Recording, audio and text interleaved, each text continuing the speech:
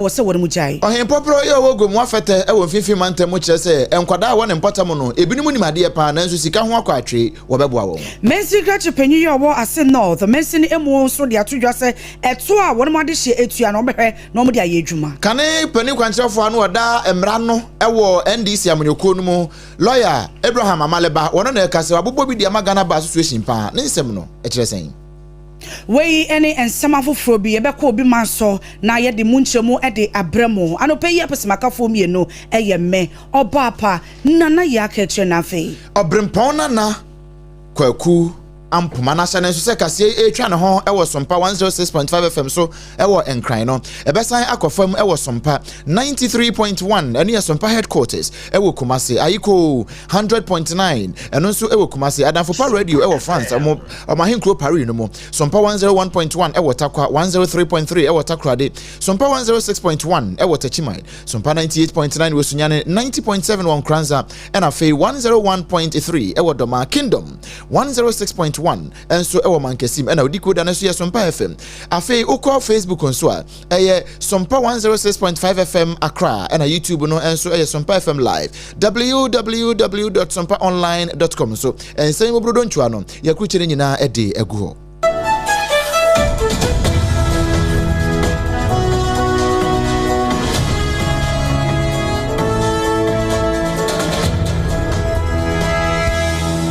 Arishma Majibre Kasiabono enchemu ankasa enie yenim se wo bepiem wo manga na yimu a ade a yeni je wo pa na edi wudwuma eye mframeja na afei frango ade a ekoso ewo maimu ne no nam so amagana mampani John Dramani Mahama eno ade okopiem ewo dwumedie biase a eno no eye African Oil Week Summit ya wo mu ediye ewo nkran ha se na ewo no nya kwan egina simpie so ene adehye etwetwe nkomo na ode tu dwase nyame ya domo afia ye besimi ya 2026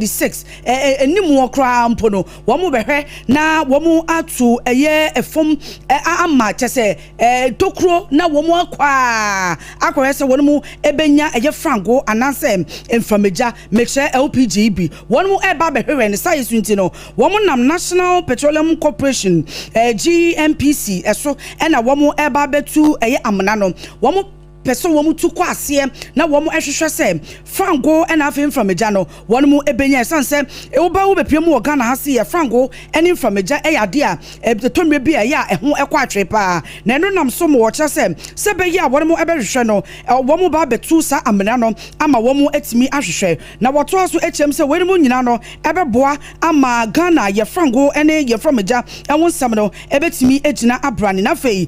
Ghana Energy Security enso ene eye amanone wo mo hwese ye nyina wo mo beba ne akabomu na yetimi edi dwuma ama omayimo ye frango ene ye mframeja wonsem no ebetimi egina abrane yetoa ensem ne so na okopiemu ewo ejasa cheduma se empatam ho ewo asantemantam a pani a ono eyemra se bedwani edema won eye onimnyamfo ba wa Brima wode nsema to dua kyerese no kre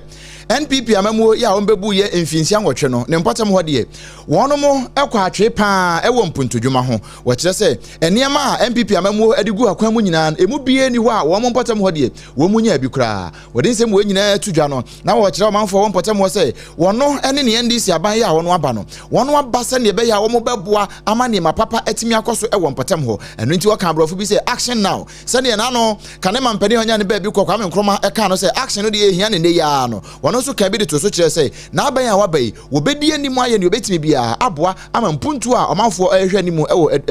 adjust cheduma se no wo monsa etimi aka. For the good people of Ejura, we have suffered for the past 8 years. We have been here for a very long time. We saw that the wasted 8 years that passed away, the constituency has been marking time. The past 8 years, nothing has happened. We are not going to wait for election year and be doing another project. We are going to start with our projects from this year, next year. But I say defeat it in Yano, the great guy, any kura, make us say Ghana Mai. If you say, if you know, if you are, oh, if you Burkina Faso, if you Niger, if you Ivory Coast, ever have a Ghana have an engineer, ever have a Ghana would be the day more you to Abaha. But if you know service and you draw a year, if you make us say a swany, and I feel so hey, may seem her idea and Mayiska as an assembly, a general revenue can say my and so a Ghana. It is a Ghana mum, a life wire, I'm assembly. Let's say hwe kwa be fa so a ye be develop dua no ye develop adua na adua e kama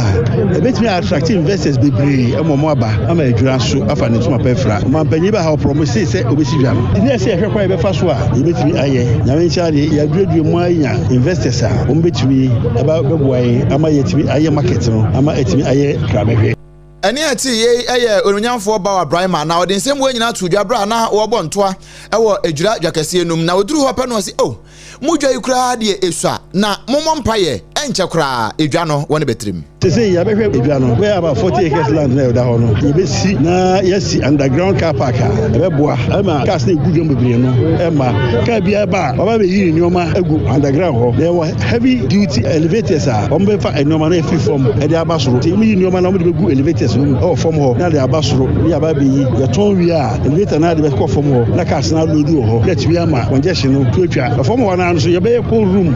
e be boa ma ye nuanu ma modo watermelon cabbage e ba ya nto ana ase no obenya ba bi di agu bedi na otukura ense watiri aba son na de na watiri nya honfaso no echi so ani edwa be si sa kwa be si dwa no be wie no be nya fire station wom be nya police post wom be si crèche sabe ye ma me no omkodwa omode onkwara no be kwa kujia school mu ho Eni ati ye ayamrase bedwani ya wogina mama de hye wo adwa sachaduma se onunyamfo bawa Brahima na wo wie ye pe na ma me Kafui Richardson wono CEO edema City Facility Management Limited no so di na chi bi no so sachaduma se 43 pa na adwafo monka makoma antom ye mpa na wone abai wo mo beboa amane manyina atimi akonkan na wono mu a ewie a adwadifo e wonpatam ho no wo mo so eto atwa. I'm very happy to be in Ejura market and also to be part of the growth of Ejura. We want to bring modernity to Ejura. We want the market that has so held the food basket of Ghana. We want them to enjoy modern facilities and all the hassles that they have been going through here will come to an end. We thank the MP, we thank the MCs, coordinating directors and all those who made it to happen, consultants and the engineers to make it happen for us to have a walk around today. So Eni ati ma me Kafui Richardson wono na wo chese wo do bibia se won be no betumi bia amane manyina timi akonkan. Bunu mantem so your honorable lawyer Joseph Ade Akwaboa ede kokobo akwadiama na nanomata nkonya ya womo ewo bunu mantemu wo chese ayinsemu mansotwe no ya de a ekoso pa na sani ekoso no esei kuro no ede mentimi wase ntokwa eneba kuro no emu enti wode atodwa se be ya asumdwe be ya adwuma no besre na nanomata nkonya ya womo ewo bunu mantemu nyina ese womo entutu ne yie na ayinsem ewo mansotwe no ya doso ewo bunu mantemu hene manhene nkonwa atoto nyina no kameya akase amansosem ewo so nananom akonwa ho amanso faso bemma nananom yatwa konwa ho manso ne yakunkukuye ho a hobaye da ye hene na ho ye hene na hwanu wo bedi ne so enti mesre ye nananom a ho wo bunu mani ha konwa sem edienya emma ya ho bampo no enkoso ye sika ye benya ye de besi school dan ye de besi chip compound ni ya de twaduane ma sojafo ne apolisifoɔ edi sɛ yɛn kɔbɔ kuro ho ban na nipa baako pɛ bi a ebi ɔpɛsɛ ɔyɛ hene ɛsɛ aboa no ne ntakra ɔne ma ne yɛ kɛse yɛ wɔ ahensɛm ɛwɔ sunwan ahensɛm wɔ wankyi ahensɛm ebi ɛkɔ so wɔ badu ahensɛm ɛkɔ so wɔ nsuatrɛ ahensɛm ɛkɔ so wɔ brekum ahensɛm ɛkɔ so wɔ jape kurom ahensɛm ɛkɔ so wɔ drɔbo fiapre ahensɛm wɔ hɔ na nananom ne yɛ so paa wɔ nyɛ sampa yɛbɛsrɛ nananom muhyia na mo kan hensem a momma bi ne selfish interest binti ye mokro nyina Adeshima Manipo kasa ye bunu mantemu so for honorable lawyer Joseph Ade Akwaboa na wo wie ye no wamana so a woto aso echem se emra wo hono monti se wo ye ohene na se bia ofi se obi pesi osisi wo e wo wanhenie emu ensemu a obi timi di akokot eno mom ye esene se mode entokwa ene mentimo ase ebeba kro no mu nipa bi mu pese menkuminya mitumi a be penti pese be ye bia na kro no bo anana no mesha mo bo se mia miura His Excellency John Dramani Mahama onyi madi sɛ regional minister deɛ na mete kwan ya no sɛ bono mantamu soafoɔ deɛ mɛbɔ mmɔden sɛ yɛ security bɛkɔ so wɔ bono ha na nanom hyɛ bobɔ woabɛyɛ ɔho ahensɛm na womfa asomdwe ɛma bono ha no nana nya wo a mɛkyew sɛ mɛkyew ama baa yimadi a mɛpɛ ne saa sɛ mɛkye ahemfo no bi a bɛde tumi ne nneɛma bi ɛma asomdwe ma bono ha no nkyew ne bɛbɛ yimadi na asomdwe bɛba bono ha mɛkyew a baa yimadi na asomdwe aba Arishmama honorable Akwabua ne kwekwe no ode afutuo ekode mandana no atankonya ene ade hia wo mu ewo bono mantemu nti mesra nananom wo ahensem bi afa kokot na so bayo ho mema sem wo kuro bi so ama ya hwere nipa ba kokura de nana memma kwan da na ahensem so ebe makura abon so de eno so memma kwan da mehwe sa asudwe ebeba bono ha na yina ya tena bono ha adidi ama ye ho atoye nananom moda mo na ye security sensem apart from nananom ho sensem de eno de we are on top of everything enti moda monna ye bɔ mo ho bampa mo ada nyina ne ye so ye nam ye hwɛ sɛ mo security no ebeyie Nipa okasa ye bono mantemu soafo honorable lawyer Joseph Ade Akwabua. Yetoa ensem ne so akopie mu ewo mfimfin mantem gomu afeta ohen popro ye ho nana abo ata a otoso mienu. Wono ena de atodwa no wache se ne mpotem ho. Wono mu a titiri pa ne nkoda. Wono mu enimade pa utimi sa koda we de wa bene pa nanso obekomu no na efie enye. We so ne number basa na fe na dini mu odoma komade ache ne nyina na kwa kwaye basa. Wontena ho e masa de we entai enkoso. Eno nti wono enna trankonya ye wo gomu afeta ne mpotem nyina no. O maka komitra pam ho e bofotuo bi education fund e de ato ho de ama nkoda wonnim de na won betimi akosuku etimi akwa mpo akobo university mu degree abafie abeboa won potem amane manyina etimi akonkan wode nsem wo nyina atudwa no na eyese wo mabodwa data ewo gomu afeta ni nyina ahoba kase afahye ya wo mudi no na ede nsem wo nyina atudwa no kan ede hyebo se wono na trankonya de won behwe ama mpotem ho no empuntuo etimi akoso ye be raise fund idama educational fund ya tuwa yo de yehwe mu a wo pele wo to school do another who be a pele for university another be a pele for secondary school maybe awufu wonya sebi sika want one man ye beketi educational fund ama fetemai ama damu profuna wonya konya no yetu ya aboa ho wosu wetu enya konya wetu ago university na sebi wotu ko university a obeye niji na ye ni so ama fetemai osane se yetu ya boada mo mebu ya lashimi wobe impenyi wo abemu awotum wa hwe fetema woni di baba bo hwe fetema ene ayeti ye nana abo ata ye otoso mienu gomu afeta ohen popro ya wo ho na wakasa wie ye pe ena ban kra chepani ya oginemu edema gomu east mensin no maame Margaret na akom anso de kakra to so no oche mabunu ne se momomani nko enwomasua ho pa sanse na ebo foto edi ato nyina no ni nyina eye enwomasua enkomo na munya sa red no na red no de ha dwene pa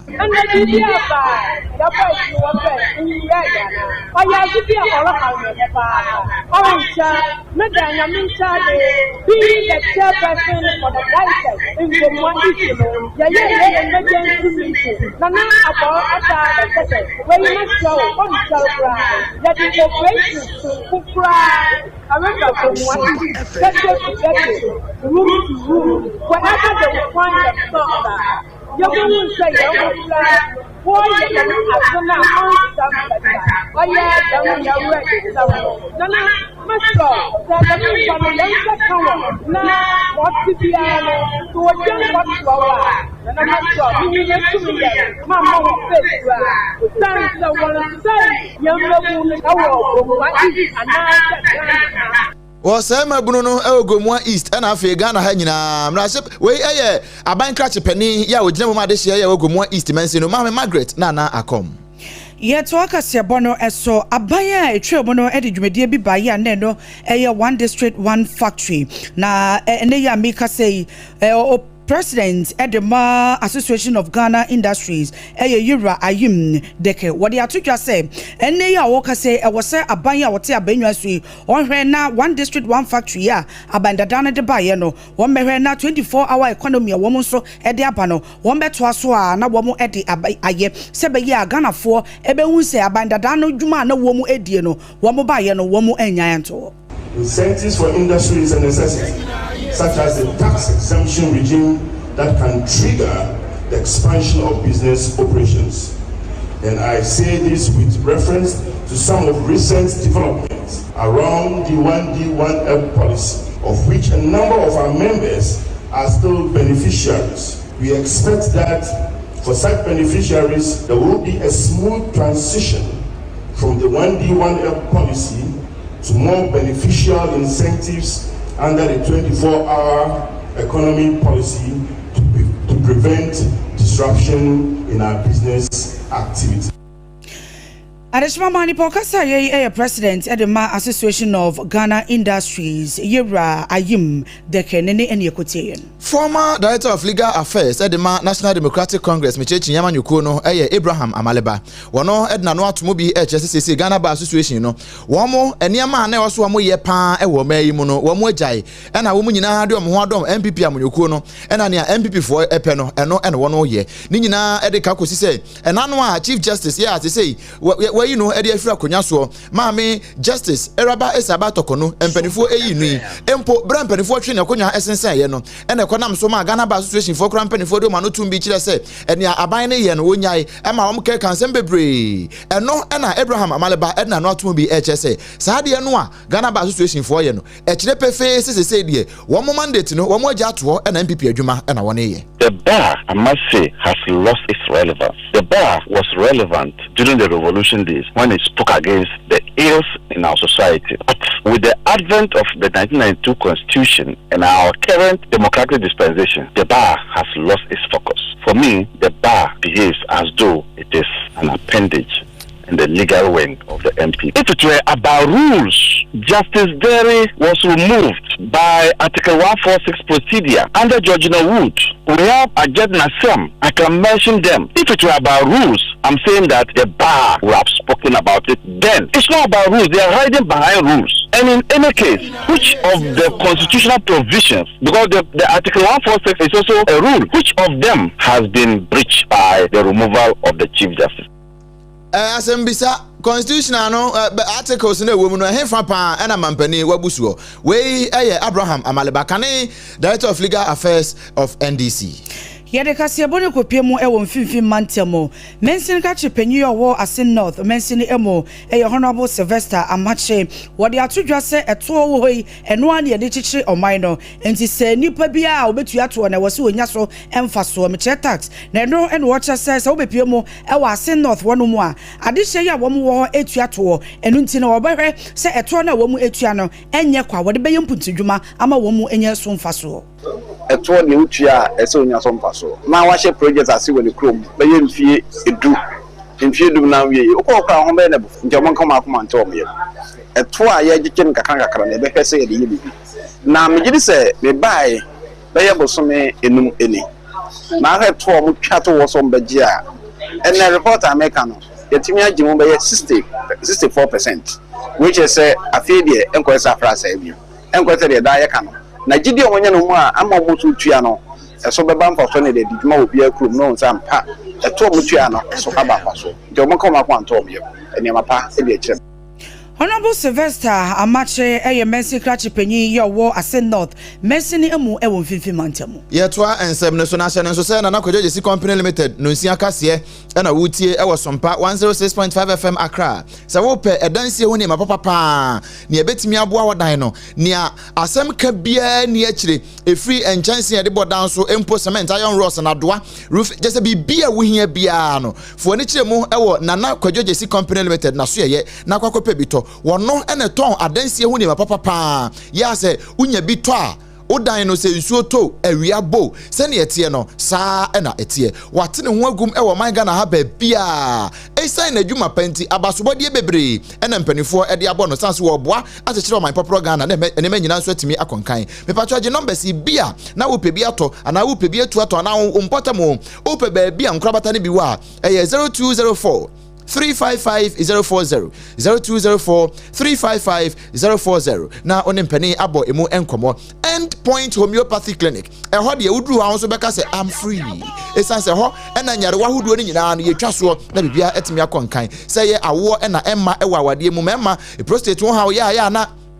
aya kwankro no mepacho odu ani chirem ewo End Point Homeopathy Clinic aso ya wonam homeopathy kwan so ebetimi aboa amane manyina etimi akonkan be ma odi boni anu waje mu sesi a na wagyinegire obi baba na ne manyina nkoyie afi ene manyina ya basa waposo ye oya entini mu asisi bra na ye massage physiotherapy enso wo ho a obetimi aboa mu waposo nyina etimi akonkan pa ede amawo na chi akwan ewo nkran ha ya Spinters Road Shell signboard eho no obutu ena kuma senso kronma bohia eho nso obutu ho je numbers ina Fred Dr. Edibu 0244 867 068 and 0274 234 321. End Point Homeopathy Clinic. Or say I'm free. Anope ye mobibia good morning. Adriane Papa ya dema good morning no. Eye Twisco energy food drink. Twisco energy food drink. Eye Adriane Papa. Se unye bitwa ebeboa pa esan say vitamin B wom, C, D and iron. Ni nyina ebi wom a eboa wo ema ni peduane etimi jana na hoden so. Eboa ema ahoden a wo hia ema enema nyina etimi konkan ma wa nopa edi kosi se bra wo be wie wadwuma nyina no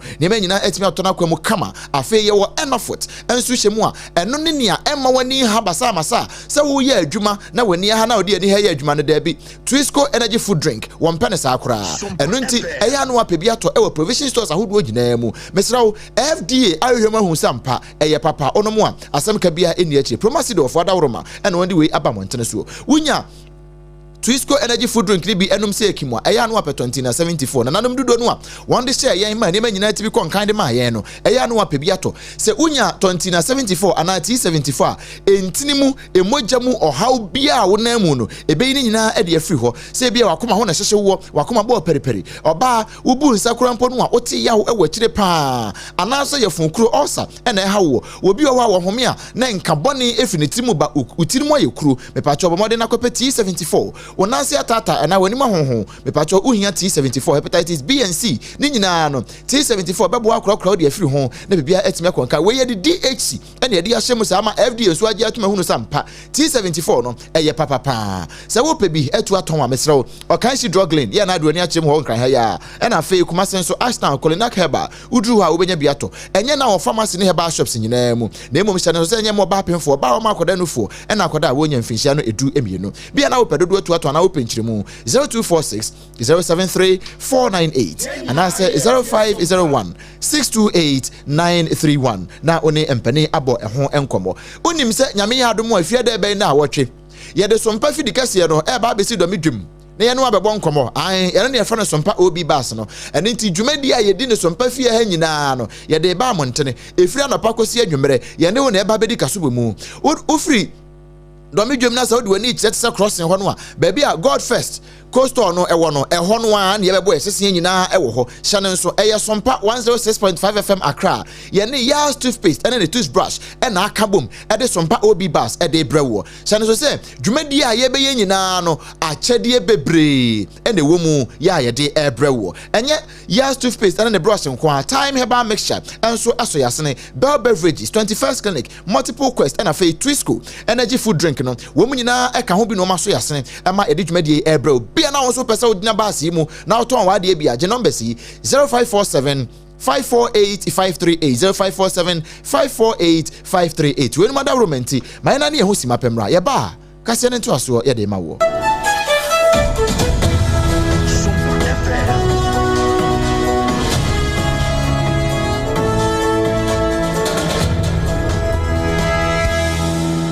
Ewra, me pacho bra na me hwa de wo bag yi. Bra, aden, enen so biem. Hey, time heba me hye ya me ka se yi ba akun. Ani wayi me ensen. Bra, sanya time heba me hye esi agye me ni me fie fo enya de abako ebeso yen. We de udi se ofa ni nyina. Time heba me hye me ka se me di one dance ya heaven ene de mekwa akopie. Enti se malaria we draw ne time heba mixture. Enye enunku o, de nanum ato a wontimi anidie no. Time heba mixture duro no ene ye ma wo. Oba a wafa afuro de wo ma akwada no fo. Ene akwada a woni mfie dumienu entimi num aduro yi bi. Se obeto aduro yi bi anoma, hwe se wakọ hospital anase lab am ye hu se wo atridie malaria yi bi ansa. Se o time heba mixture enu dudu atu a, fo ani kire KNG Herbal Center ewo Emrom Abidjan House. Ana ba akoso wo atonsu Monaco Junction. Eno echi obenya bi atowo over the counter medicine sellers. Any herbal shop dodo na emu. Fre 0244 417669. Kayo set time no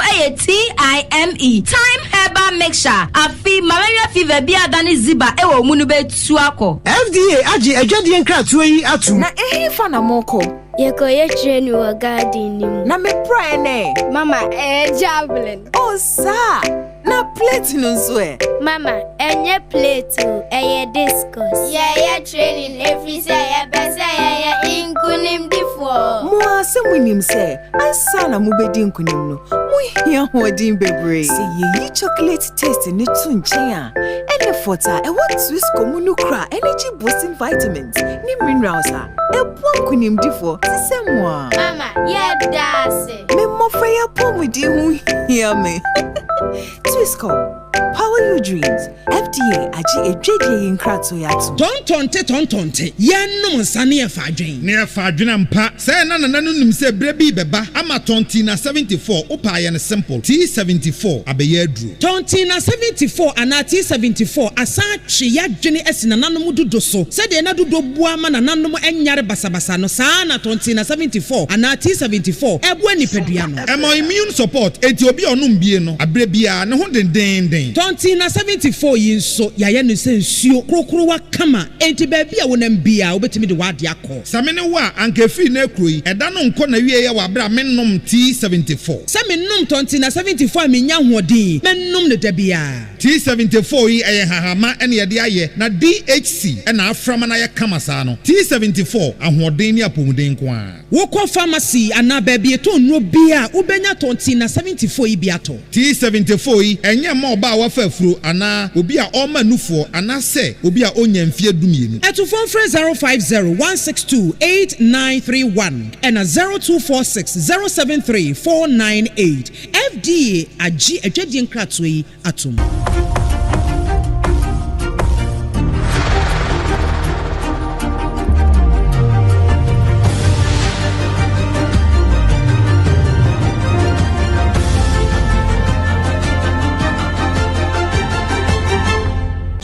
TV Emma Aketiapa. No kure Emma Aketiapa. E transem no so e de akopie mu e wo amanone.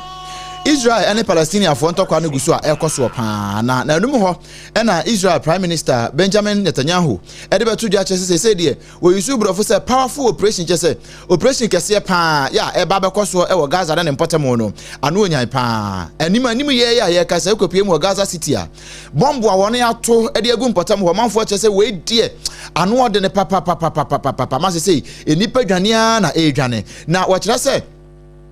Israel one military force no one more shada ahwehwe Al Rashid Coastal Road no a eno ena the only way a one betimi afa so e de adwane eno pe ena yese one de ama a one to akode no de fam potem wo ba bia sa na ebe ya wo manfo ni bedwane san say Israel for person mo capture Gaza City e de ka ho eno na akoya wre hosempa e won potem ho a enam so ema US Secretary of State Marco Rubio e de ato je chese sa de no a ekoso na Israel for wo mo ayo mo say one bomb free taduku wo be so mbebua obia no e ya de a e ya pa na eyade ya rehosem ene nti wiase nyina enkasa emfa ho ye abusia aha ena ebreme kwan emeyade anopa no nsia kase ania na kojo jeji company limited eso yasene no yede ni nyina AC ensem wa yede sumu anopa no na poso bi ene se Ghana Mampani John Dramani Mahamad atudwa se afie di enimi no wo mo betu amena wo mo behwe franco ne emfamaja adjust cheduma se mrahye bedwani echese obetimi obetimi bia aboa amampotem ho no empuntu ya woni hia no woni saka efutu akwade ama na adehye ya wo mo ewo bono na namata nkonya se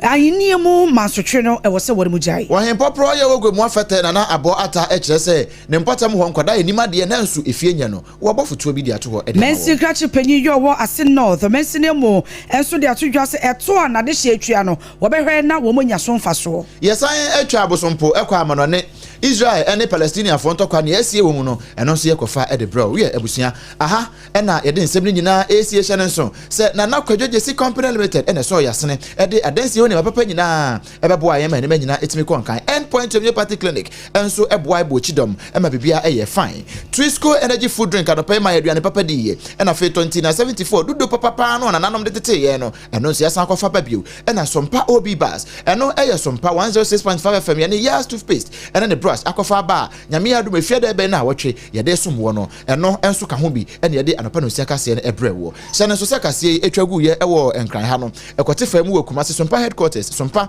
93.1 FM eno ewo Kumasi sanso ena ayiko 100.9 enso ewo Kumasi Adamfo radio ewo France abrochimemu ena fe SOMPA 101.1 ewo Takwa SOMPA 103.3 Watakrade 106.1 ewo Techima 98.9 ewo Sunyane 90.7 ewo Nkranza SOMPA 101.3 ewo Doma ena Kingdom 106.1 ewo Mankesi mudi code anoso ya SOMPA FM yetwaguye afi Play Store App Store no so SOMPA online eya no download the app no na bibia so etimi akoyi Facebook no SOMPA 106.5 FM Accra and YouTube no SOMPA FM live www.sompaonline.com so ya den nsem no bebre e de akogu abenya bi etie apesimaka de hye me obrempon na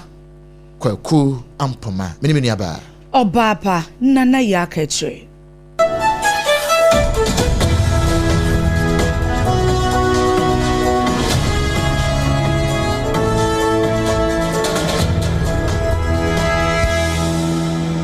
Point homeopathy clinic Ghana had obi anim sesa ye prostate na baby omutibi ye screening ema hu ni ye etu ase a na ye endpoint homeopathy clinic anase ye kidney ye liver problem wo fa baby na adjujo na de fa ne premature ejaculation no a ba ma bi a wo ne wodofo akwakwahia asa wo di ne ho agro asa wo tonte ene ye bra endpoint homeopathy clinic na ye moa wo ema ne mema mo pa wo ye endpoint homeopathy clinic wo mo demufo yare bia infections bi ne wo ho anase bia wo hwa wo fa baby na adjujo kidney problem prostate de endpoint homeopathy clinic Kumasi ubehu endpoint homeopathy clinic ewo kronoma bohia ena Accra hanso so de wo mo ginemu ankasa ewo Spintex bebre friend share signboard no huduro na ubusasa wo pe endpoint homeopathy clinic obia ebechiro for endpoint ewo 0244867068 ena 0274234321 endpoint homeopathy clinic wo mo demu Hajia special local foods abakade enye aduane ne aduane o ye wa aduane ne wa aduane enye nwanwa se Ghana ha ahemfo eyi akese we de na kese party akese se wo pe baabi a wo be serve wo ma wo ho se ye buffet ene wo mo ye se ye local continental dishes a wo bi atwa nani a Hajia special local foods e wo hacho atomic kwan no so ho no de ntie fe ne local foods ne se enye wo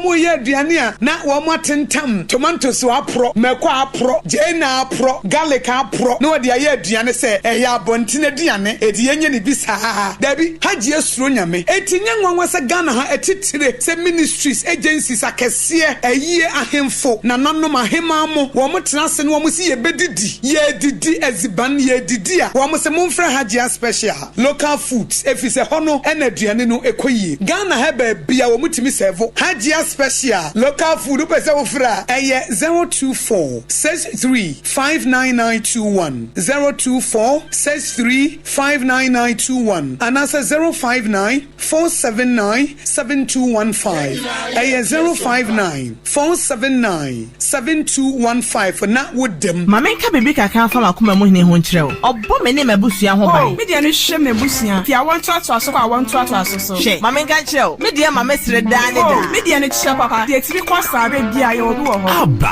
emeya hyase bio intimu ranom na mo kan fo mo saa